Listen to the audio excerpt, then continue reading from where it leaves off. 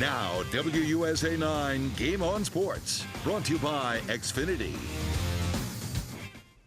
It may be Valentine's Day, but there was no love lost between 20th ranked Virginia Commonwealth and George Washington.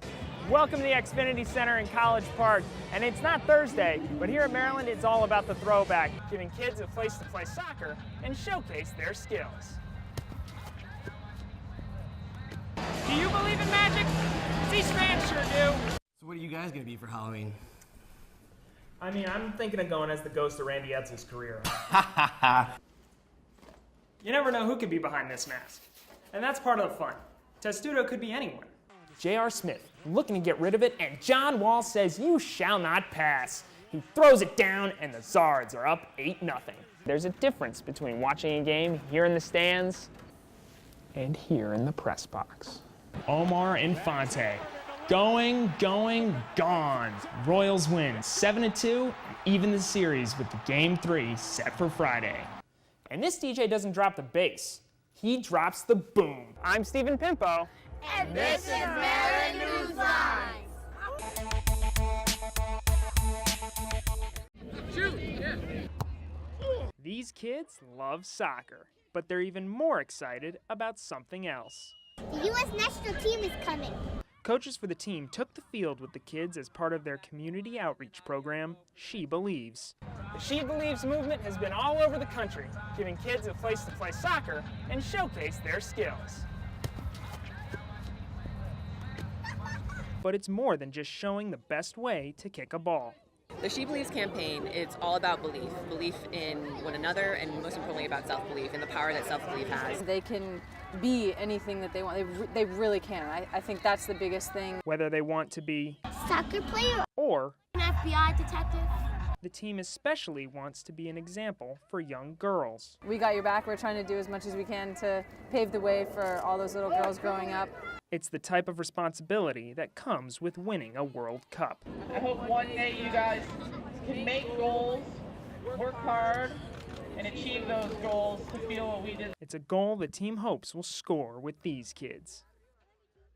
In Washington, Stephen Pimpo, CNS TV.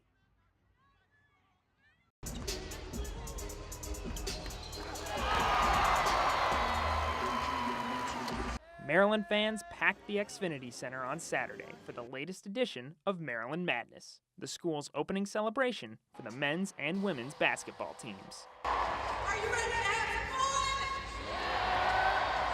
Terps of all ages showed up in full force to see their favorite players. Diamond, Stone, and Melo Trimble. And get a few autographs. Got a ball signed, I got a shoe. And this year's fans are extra excited. I expect both of these teams to be in the Final Four. I already have my plane tickets for Houston. It's also special for the players.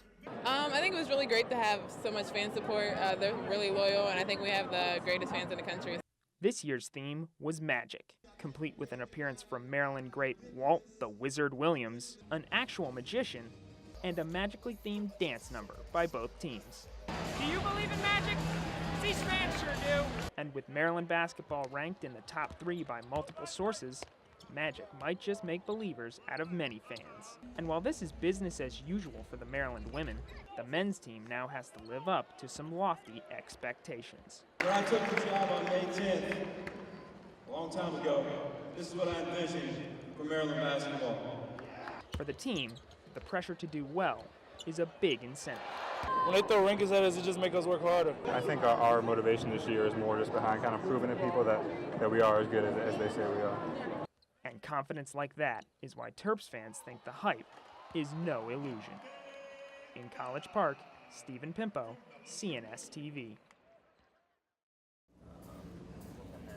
This scene is typical for a day in the life of a 21st century sports reporter. Coach, the passing game the last couple of weeks, where do you see things still not clicking?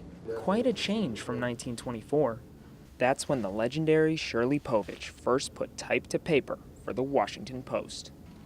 For the next 75 years, he would stand watch over some of the most defining moments in all of sports. And wrote about the great athletes of the century, from Babe Ruth to Cal Ripken. He could just take the magic word and just make them dance off the newspaper. But it's a different world today. There are myriad ways, obviously, in the way that things have changed, the relationship of the media to athletes, the relationship of fans to athletes, what we read, how we read it. And what does your average sports reporter have to know? You got guys on TV that are writing columns. I mean, guys that cover games, you have to do a blog. You got Twitter, you got Facebook, you got all these things. All these new tools mean anyone can be a sports writer. But Povich believed you had to earn your stripes. Those like him still say there's a difference between watching a game here in the stands and here in the press box. When I was at the Post and reporters were sent to cover events, they were sent there as journalists, not fans. Now even that is changing. SB Nation, one of the top 10 largest sports websites in the world, says they cover sports using, quote, professional brains with the heart of a fan. Alex Kirshner, a Maryland student who writes for Testudo Times, SB Nation's Maryland blog, says this only adds to the writing. You can provide information to people and say, you know what, we're Maryland people. This is our school, this is our community, and that kind of, in a way, makes us an authority. And it's not going away. Anything that's out there that promotes sports writing, sports talking, sports journalism, it's good. And the better stuff is going to be consumed and the worst stuff is going to fall by the wayside. So, what might Shirley Povich think of the state of sports reporting today? He was a firm believer that your number one job was the written word. It's important to remember to always be aware of what you're writing and aware of who could be reading it. Looks like the more things change, the more they stay the same, even after almost 100 years. I'm Stephen Pimpo, reporting from College Park.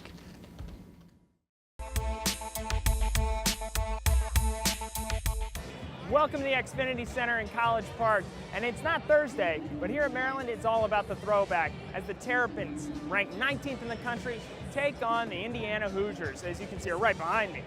It's a rematch of the 2002 National Championship game, which the Terrapins won famously. And in honor of that game, the team has asked fans to wear their retro gear tonight to support the team of old. But last time I checked, it's not 2002, and these Terps have to bust out of a slump in a big way. Last time they played Indiana, the Hoosiers beat them badly, 89-70, to start off Maryland's terrible Big Ten road losing streak, including their last game against Iowa. Indiana is going to throw some trickeration at the Terps tonight, just today adding tight end Jordan Fuchs to the lineup to give them an extra physical defensive challenge. We'll see what Melo Trimble and Dez Wells can do against a physical presence like that on the court, and we'll see if the Terps can recapture some of the 2002 magic here in College Park. Back to you guys.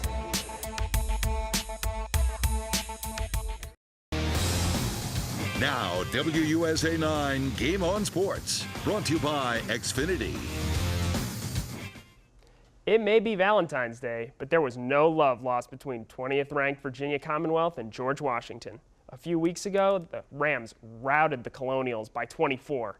Been a tough stretch for GW. They've lost 3 of their last 4 and looking to right the ship today.